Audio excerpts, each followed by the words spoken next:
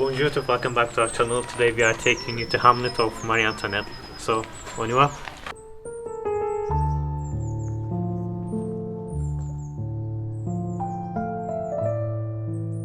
Today we are back in what we can safely call Sinan's most favorite place in France, Versailles. And this time we are in the famous Hamlet of the Queen Marie-Antoinette, or as it's called in French, Le Hameau de la Reine, and that's how we will refer to it in the video. So you can get used to the name and can navigate easier when you visit by yourself. If you haven't seen our previous episodes about her private estate of Petit Trianon, we recommend you to check them out to get a better picture of this place, as this is an extension of Marie Antoinette's private domain that she was gifted by her husband, King Louis XVI.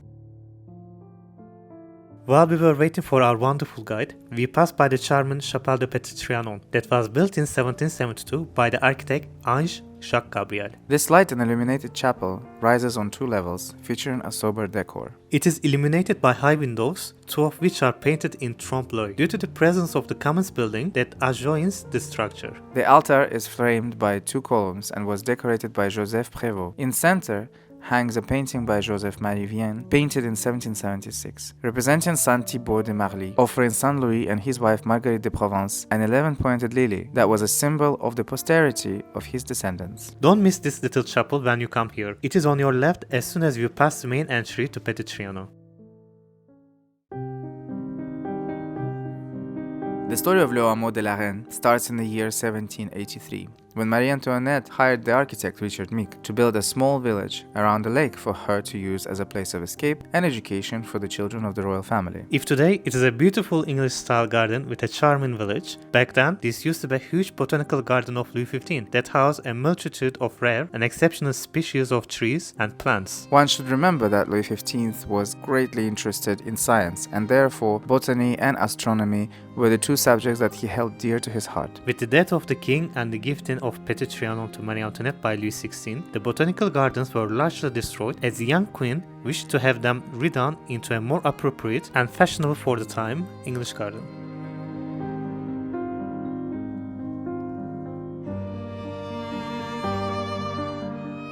Almost everything you see here was designed. The pathways, lakes, the canals, the hills, all are the creation of a carefully designed landscape. So normally people come here when it's sunny. I booked this in advance and it's not sunny. It is horribly grey. But today is the only day when it's rainy. Yeah. Apparently tomorrow it's going to be sunny, for the whole week it's going to be sunny, and then afterwards... The last 10 days was sunny actually. Super sunny. Yeah. And we were really hoping that this would be sunny, but apparently not. But, comme d'habitude, as always, we always present to you things differently. So here's the Hameau de la Reine in its glorious rainy self. Less people, by the way, people, which is a big plus. Plus and we it's came just... here in the morning, that's why I believe. Plus Saturday, in the morning, not so many people. Le Hameau is set around an artificial lake that had to be filled with water and all the living ecosystem to be as natural as possible. The queen had the central part of Le Hameau reserved for her use, which included the warming house, the boudoir, and the queen's house, the latter being the largest structure of the complex. It consists of 2 separate houses connected by a gallery. On the right is the queen's house, and on the left the billiard house. So let's go in.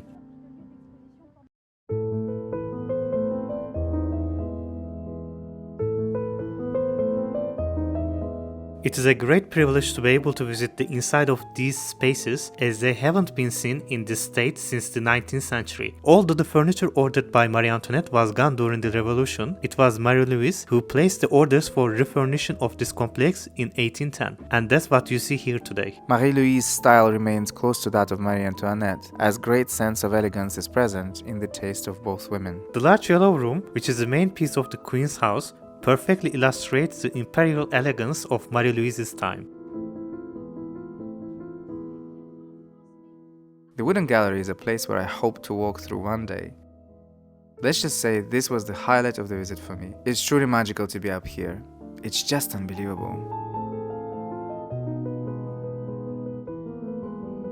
It must be mentioned that the House of the Queen and the Warming House were both restored thanks to the sponsorship by Dior. The entire house has been completely restored and furnished between the year 2015 and 2018. In fact, I remember coming here in 2015, and these buildings were not open to visit and looked totally empty. A complete rework and reinforcement of the structures, frames and roofs were done. Passing by the billiard room, we were reminded that Le Hameau de la Reine was a summer place for the queen and her guests, and the furniture would be removed from here before the arrival of the colder season to avoid its deterioration. It is no longer necessary to do that today, since the spaces have been restored. And speaking also of restorations done by Dior, you have to also understand and remember that this entire Hameau or Hamlet was not built at the really high cost. It only cost about quarter of what it cost to build the Petit Trianon.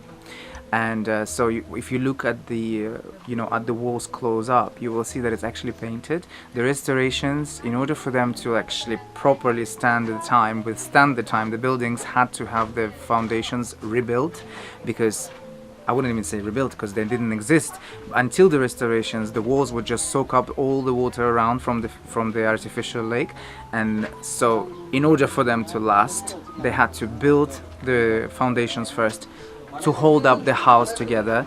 And even with the wooden parts of the building, if you look at the frames, the wooden frames of the windows or the porch, you will see that there are green bits. Those are painted on. This is not mold. This is actually painted on just to make it look like it's old, to make it look like it's, rustic and, aged. And me being blind, I was like, oh, it's fine. I didn't even see the difference. I was looking so close up. I was like, no, it doesn't look so fake, because I'm a bit blind.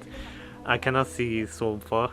So I was like, oh, it's fine. Even if it is fake, I love it. Next, we made our way to the warming house, a place where the preparations and reheating of meals were done.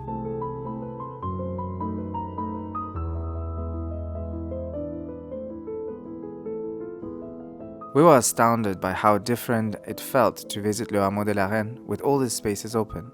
It's a totally different experience compared to simply taking a walk around the outdoors of this magnificent complex.